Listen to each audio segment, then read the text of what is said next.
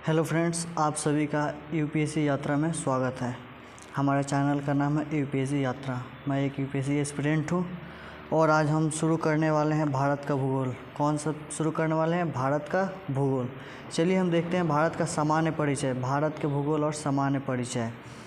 भारत के नाम के संदर्भ में एक ऐसी मान्यता है, क्या भारत के नाम के संदर्भ में एक ऐसी मान्यता है, प्राचीन काल में आर्यों के पौराणिक राजा दुष्यंत के पुत्र भरत के नाम पर इस भूमि का नाम भारत पड़ा। किसके पुत्र के नाम पर भारत नाम पड़ा? राजा भरत के नाम पर पड़ा। इसका एक नाम हिंदुस्तान भी है। भारत का दूसरा नाम क्या है? हिंदुस्तान,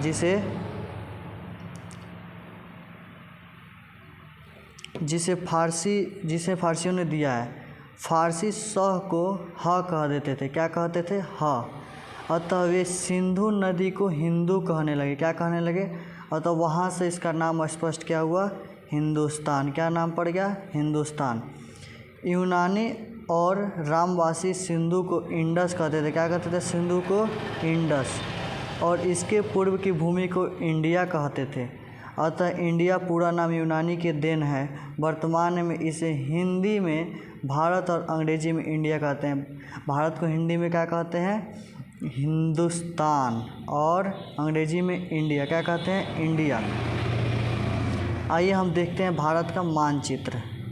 तो मानचित्र में जाने से पहले इसके बारे में पहले समझ लेते हैं, फिर हम मानचित्र के बारे में देखते हैं। भारत 8 डिग्री उत्तरी अक्षांश से लेकर 8 डिग्री उत्तरी अक्षांश से लेकर 37 डिग्री उत्तरी अक्षांश तथा और 67 डिग्री 7 मिनट पूर्वी देशांतर से लेकर 97 डिग्री 25 पूर्वी देशांतर तक फैला हुआ एक देश है। क्या एक फैला हुआ देश है? भारतीय मुख्य भूमि से दूर बंगाल की खाड़ी में स्थित केंद्र शासित प्रदेश अंडमान निकोबार। अंडमान निकोबार कहाँ है? बंगाल की खाड़ी में, बे ऑफ बंगाल। अंडमान निकोबार कहाँ है? Bay of Bengal. उसी में जो समूह है उसका देशांतर अक्षांश देखें तो 6 डिग्री 4 मिनट उत्तरी अक्षांश से लेकर 14 डिग्री उत्तरी अक्षांश तक तथा 92 डिग्री पूर्वी देशांतर से लेकर 94 डिग्री पूर्वी देशांतर के मध्य स्थित है। भारत का दक्षिणतम बिंदु इंदिरा पॉइंट है। भारत का सबसे दक्षिणतम बिंदु जो है ये इंडिया हो गया। यहाँ पे अंडमान निकोबार है। यहाँ पे दक्षिणतम बिंदु क्या है? यहाँ पर दक्षिणतम बिंदु क्या है? इंदिरा पॉइंट। क्या है यहाँ पर? इंदिरा पॉइंट। याद रखिएगा, भारत का सबसे दक्षिणतम बिंदु क्या है? इंदिरा पॉइंट। इसे Pygmalion Point and Parson Point के नाम से भी जाना जाता है। देखिए आप लोग यहाँ पर दक्षिणतम बिंदु इंदिरा पॉइंट को ग्रेट निकोबार द्वीप में है। कहाँ पे है? ग्रेट निकोबार द्वीप में इसे पिग्मेलियन पॉइंट अथवा पार्सन पॉइंट के नाम से भी जाना जाता है। भारत का सबसे उत्तरी बिंदु है। भारत का सबसे उत्तरी बिंदु क्या है? जम्मू कश्मीर राज्य में स्थित है इंदिरा कौल। जम्मू कश्मीर राज्य में क्या स्थित है? इंदिरा कौल। यहाँ पर आप लोग का स्थित है इंदिरा कौल। क्या है? यहाँ पर स्थित है इंदिरा कौल।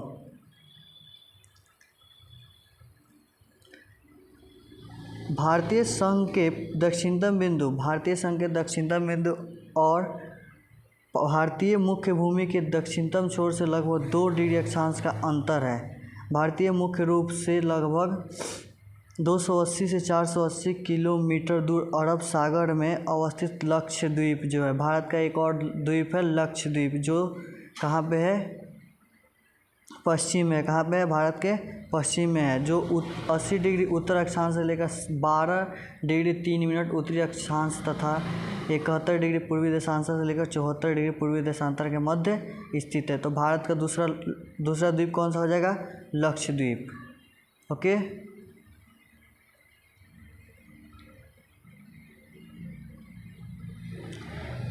कश्मीर से कन्याकुमारी। अब देखिए कश्मीर से कन्याकुमारी, आइए मैप में हम देखते हैं कश्मीर से कन्याकुमारी। मैप में देखते हैं कश्मीर से कन्याकुमारी। ये देखिए आप लोग का ये जो है इंदिरा पॉइंट है। क्या है ये?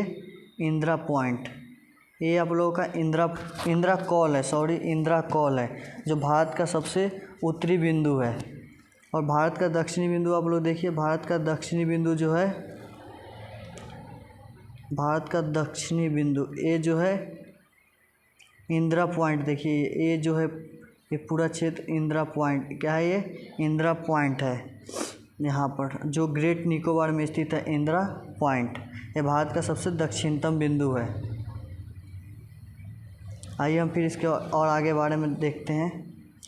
कश्मीर से कन्याकुमारी तक, यानी कि हम भारत का एक मानचित्र बनाते हैं। देखिए बनाते हैं भारत का मानचित्र, नॉर्मली एक मानचित्र बनाते हैं।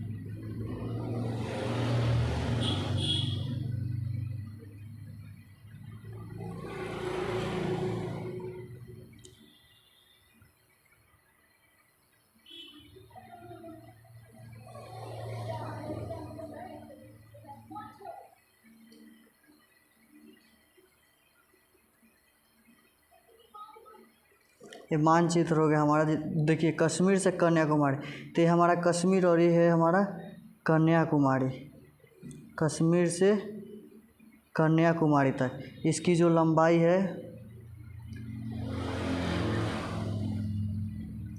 इसकी जो लंबाई कितनी है 3214 किलोमीटर। कश्मीर से कन्याकुमारी तक इसकी लंबाई है कितना 3214 किलोमीटर।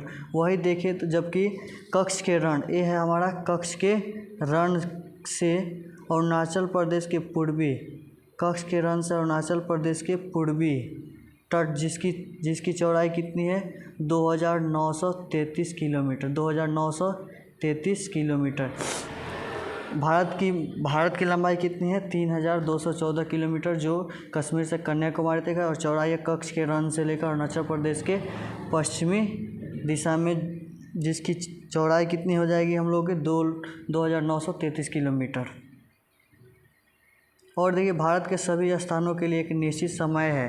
भारत के सभी स्थानों के लिए क्या है निश्चित समय, जो 5 राज्य से गुजरता है। कितने राज्य से गुजरता है 5 राज्य से।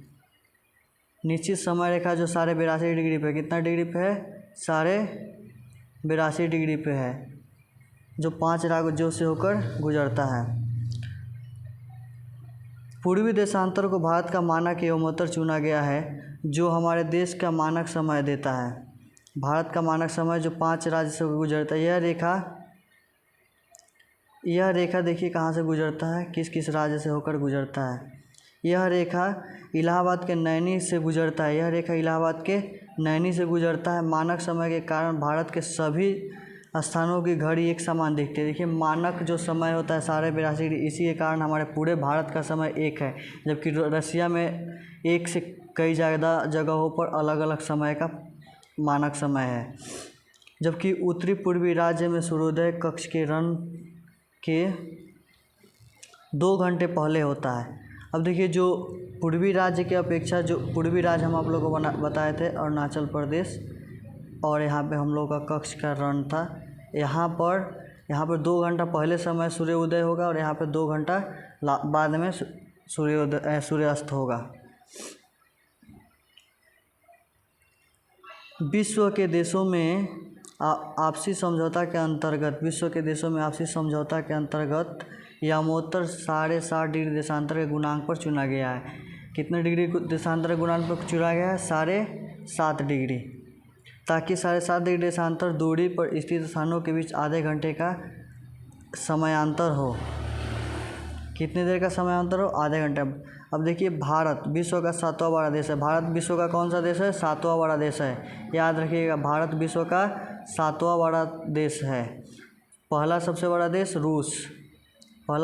देश रूस, याद रखिएगा फर्स्ट टॉप में कौन सा आएगा रूस।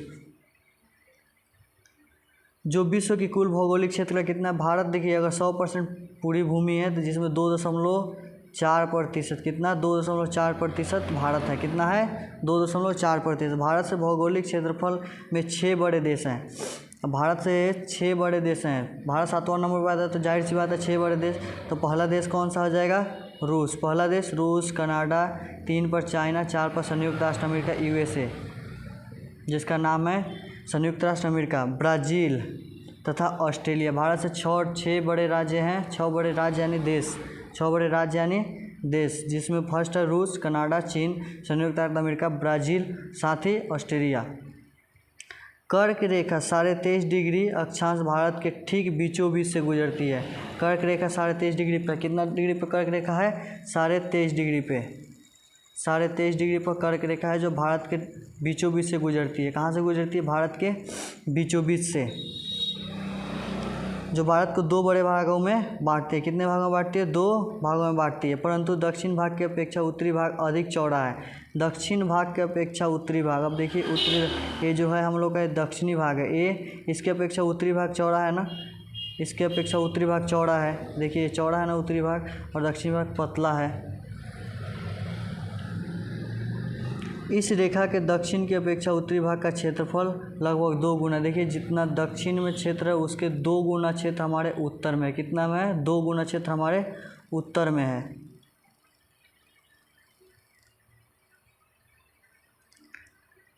22 मिनट उत्तरी अक्षांश के दिशा में भारतीय महाद्वीप घिरे संकरे होते हैं और हिंद महासागर को 2 भागों में बांटते हैं। इसके पश्चिम में अरब सागर, अब देखिए भारत के पश्चिम में कौन सा है?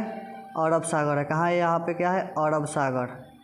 और वही दक्षिण में क्या है? बंगाल की खाड़ी, क्या है? Bay of Bengal, bay of BOB, bay of Bengal. Bharat के दक्षिण में क्या है? Bay of Bengal. जैसे आप मानचित्र में देखिए बे ऑफ बंगाल मानचित्र, ये देखिए ये हमारा हो गया बे ऑफ बंगाल, जो हम लोग का क्या है? पूरब में है। क्या है? भारत के पूरब में। पश्चिम में क्या है हम लोग का? अरब सागर। पश्चिम में क्या है हम लोग का? अब वहाँ पर आपको बता रहे थे कि दक्षिणी भाग क्या है? पतला है। ये देखिए उत्तरी भाग इतना चौड़ा है और दक्षिणी भाग इतना चौड़ा है।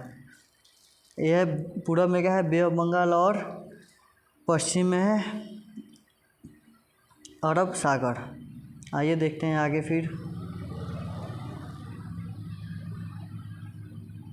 भारत के उत्तर में हिमालय, भारत के उत्तर में क्या है? हिमालय। भारत के उत्तर में हिमालय पूर्व से पश्चिम की ओर हज़ारों किलोमीटर तक फैला, पूर्व से लेकर के पश्चिम तक हज़ारों किलोमीटर तक फैला हुआ है। लंबी अवांछनीय श्रृंखला की भांति खड़ी है, लंबी अवांछनीय रेखा की जैसी खड़ी है। यह उस पर्वत तंत्र का अंग है जो एशिया का हृदय स्थल के संसार का छत अर्थात पामीर के पठार से चारों ओर विकीर्ण होता है। हिमालय की ऊंची अपरागम्य श्रृंखला में भारत का संपर्क ट्रांस हिमालय क्षेत्र से नहीं होने दिया है। देखिए भारत जो है यहाँ, यह ट्रांस हिमालय जो क्षेत्र है ये भारत का नहीं है। अब देखिए ऊंची पर्वत श्रृंखला के कारण मध्य एशिया से भारत में प्रवेश कुछ दरों से ही संभव है। अब देखिए पश्चिम एशिया, पश्चिम एशिया कहने का मतलब है कि इस, जैसे मैप में आपको दिखाते हैं पश्चिम एशिया, पश्चिम एशिया, देखिए इस क्षेत्र से, अगर इस क्षेत्र से लोग आएंगे भारत में तो यह संभव नहीं है। तो यहाँ पे कई प्रकार के छोटे छोटे दर्रे हैं जिसके माध्यम से, दर्रा मतलब पास, रास्ता जिसके माध्यम से भारत में लोग प्रवेश करते हैं।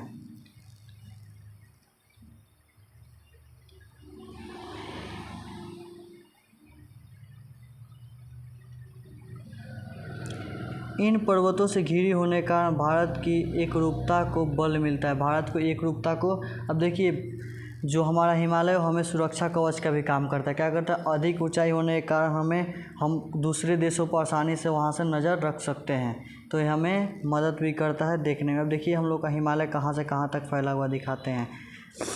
ये देखिए यहाँ से हमारा हिमालय शुरू होते हुए पूरा उत्तर से लेकर पूरब तक, यहाँ तक पूरा ये हिमालय क्षेत्र पाया जाता है। ये पूर्वी हिमालय हो गया। यहीं पे जो नेपाल है, यहीं पे माउंट एवरेस्ट है। क्या है? नेपाल में कौन सा है? Mount Everest. नेपाल में कौन सा है? जो दुनिया का सबसे ऊंचा पर्वत है, क्या है नाम उसका? Mount Everest. और भारत का जो ऊंचा है कंचनजंगा। क्या है भारत का सबसे ऊंचा पर्वत? कंचनजंगा। ये हम लोग का लक्षद्वीप है। क्या है हम लोग का? लक्षद्वीप। और वही हम लोग का अंडमान निकोबार कहाँ है? अंडमान निकोबार। ये रहा हम लोग का अंडमान निकोबार, ये हम लोग का है अंडमान निकोबार। वही श्रीलंका है। अब देखिए स्थिति और उसका महत्व। भारत की स्थिति और इसका महत्व, जो भारत जहाँ पे है उसकी क्या स्थिति और उसका क्या महत्व है। उत्तरी गोलार्ध के पूर्वी भाग में भारत की अवस्थिति अत्यंत महत्वपूर्ण है। यूरोप और अमेरिका के पश्चिमी भागों से भारत लगभग समान दूरी पर स्थित है। अन्य अंतर्राष्ट्रीय वायुयान जो समुद्री मार्ग सीमा से या इसके तट के निकट से होकर निकलते हैं, इस पूर्वी देशों से पश्चिम देशों की ओर, पश्चिमी देश से सुदूर पूर्व की ओर जाने वाली व्यापारिक मार्ग से होकर गुजरते हैं। भारत से पूर्व और दक्षिण पूर्व की ओर मार्ग चीन और जापान को, तो देखिए अगर चीन की तरफ जाना है तो भारत से होकर के ही जाना पड़ेगा समुद्री मार्ग से, जो हिंद महासागर पड़ता है। अब देखिए यहाँ पर आप लोग को दिखाते हैं। अब ये हम लोग का भारत है और ऊपरी भाग में चाइना है, तो वहाँ जाने के लिए देखिए ये सब पूरा स्थलबद्ध है, तो स्थलबद्ध महंगा पड़ता है। देश जाने देगा तभी तो जाएंगे, इसीलिए समुद्री मार्ग से होकर जाना होगा। तो यहाँ पर हिंद महासागर में 200 नॉटिकल माइल तक उस देश का हिस्सा होता है। ठीक है, फिर आगे देखते हैं। अब देखिए पूर्वी एवं दक्षिणी अफ्रीका को तथा एशिया में दक्षिण में Sri Lanka, Singapore, Malaysia, Indonesia, Australia और न्यूजीलैंड को जाता है। स्वेज नहर के निर्माण ने भारत की अवस्थिति का महत्व और बढ़ा दिया। जो स्वेज नहर हुआ उसका जो डायरेक्ट यूरोप में जाता है, स्वेज नहर जो कहाँ जाएगा, यूरोप। स्वेज नहर कहाँ जाएगा, यूरोप। ठीक है, जो और इसका महत्व को बढ़ा दिया है, क्योंकि इसके द्वारा पश्चिमी यूरोपीय देश और भारत के पश्चिमी तटीय बंदरगाह के बीच लगभग 4800 किलोमीटर दूरी कम हो गई है।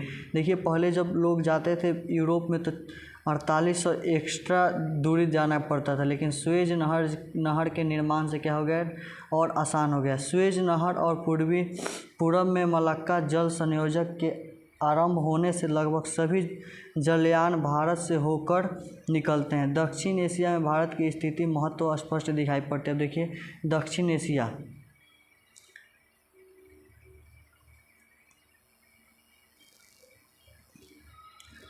अभी देखिए दक्षिण एशिया है यहाँ पर, ये होगा हम लोग का उत्तरी क्षेत्र, यहाँ पे है चाइना और ये सब हमारा दक्षिणी भाग है। यहाँ पे दक्षिणी देश है, तो यहाँ पे कुछ भी अगर कोई भी चीज़ अगर यहाँ पे करना होगा तो इस रास्ते से जाना होगा। तो इस रास्ते से जाने के लिए भारत को 200 नॉटिकल माइल का हकदार है। तो ये भारत के विदाउट परमिशन से इस बंगाल की खाड़ी से होकर कोई नहीं जा सकता है जापान वगैरह देश में, यहाँ तक कि चाइना भी नहीं। इसीलिए भारत का महत्व और अधिक हो जाता है।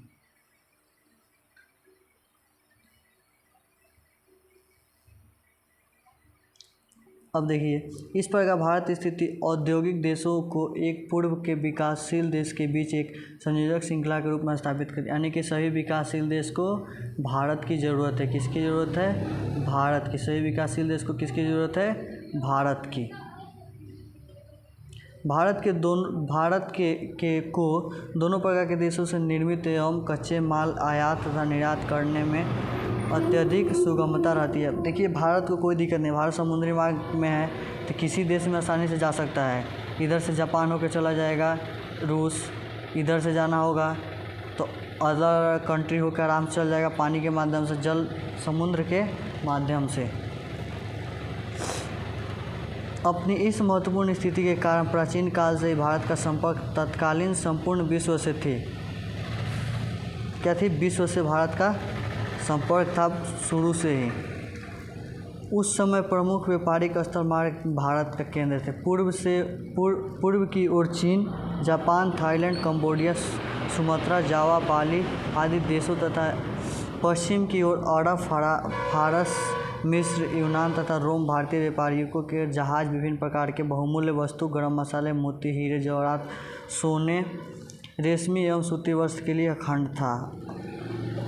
दक्षिण भारत के चोल, पांडव और पल्लव आदि राज्यों ने तो पूरब में देशों के उपनिवेशिक स्थापित किए थे, जहां आज भी भारतीय संस्कृति के चिन्ह परंपरा के रूप में उपलब्ध है। अब देखिए बौद्ध धर्म का दक्षिणी पूर्व एवं पूर्वी एशिया में तेज़ी से फैलने का कारण भी भारत का भौगोलिक स्थिति। अब देखिए बौद्ध धर्म जो दक्षिणी एशिया में गया वो किसके माध्यम से गया? भारत के माध्यम से।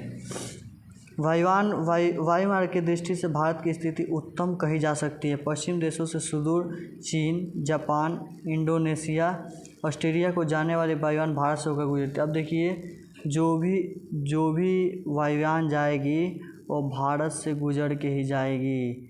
अब यहाँ पर देखिए हम लोग का भारत, इधर है श्रीलंका और यहाँ पे है अलग अलग बहुत सारे देश। नीचे है इसके, ध्यान दीजिएगा नीचे है। तो अगर ऑस्ट्रेलिया जाना होगा तो कहाँ से होकर गुजरना पड़ेगा? भारत के माध्यम से। तो भारत भी वायुयान के मार्ग में पड़ता है। भारत का पूरा हिस्सा वायुयान के मार्ग में पड़ता है। यदि चीन, जापान, इंडोनेशिया, ऑस्ट्रेलिया को जाने वाली वायुयान भारत से होकर ही जाती है। दिल्ली, मुंबई, चेन्नई, कोलकाता आदि अंतर्राष्ट्रीय हवाई अड्डे जहाँ पर ठहर कर वायु ईंधन यात्री ईंधन लेते हैं। देखिए जो वायु है, जो एरोप्लेन है, उसको ईंधन की ज़रूरत है तो कहाँ पर ठहरेगी? दिल्ली, मुंबई, चेन्नई और कोलकाता आदि अंतर्राष्ट्रीय हवाई अड्डों पर जहाँ पर ठहर कर वायुयान ईंधन एवं यात्री लेते हैं तथा यहाँ आपातकालीन स्थितियों में वायुयान का तत्कालीन खराबियों का भी दूर। अगर वायुयान खराब हो गया तो तत्कालीन स्थिति में इन्हीं 4 जगहों पर दिल्ली, मुंबई, चेन्नई और कोलकाता इंटरनेशनल एयरपोर्ट पर उसको लैंड कराया जाएगा और उसकी खराबी को दूर किया जाएगा। अब देखिए हिंद महासागर के तट पर जितने भी देश अवस्थित हैं उनमें भारत की तटीय सीमा हिंद महासागर के साथ सर्वाधिक लंबी है। अब देखिए हिंद महासागर, अभी हिंद महासागर की जो तटीय सीमा है सबसे ज़्यादा किसके साथ लगती है? भारत देश के साथ। किसके साथ लगती है? भारत देश के साथ। स्थलीय स्थिति की दृष्टि से भारत का महत्व है।